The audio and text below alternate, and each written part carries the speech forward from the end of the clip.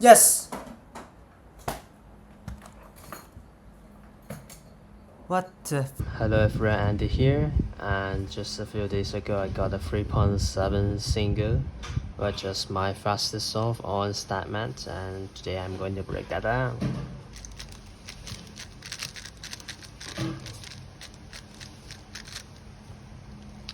So I did yellow cross. I can see this piece and these pieces are not yet solved, and this piece could be solved in one move. And after that B prime, I could see this pair with this crosshatch.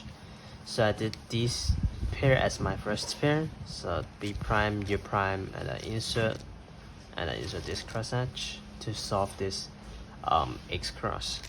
And while solving this, I noticed this would end up at here.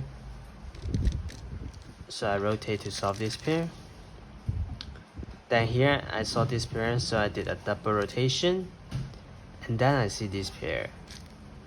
So I did a U prime to insert these two pairs at the same time, and then U2, and then a very easy 6 move into PLL skip.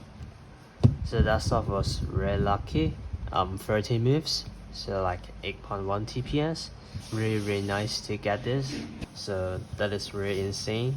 And yep, thanks for watching.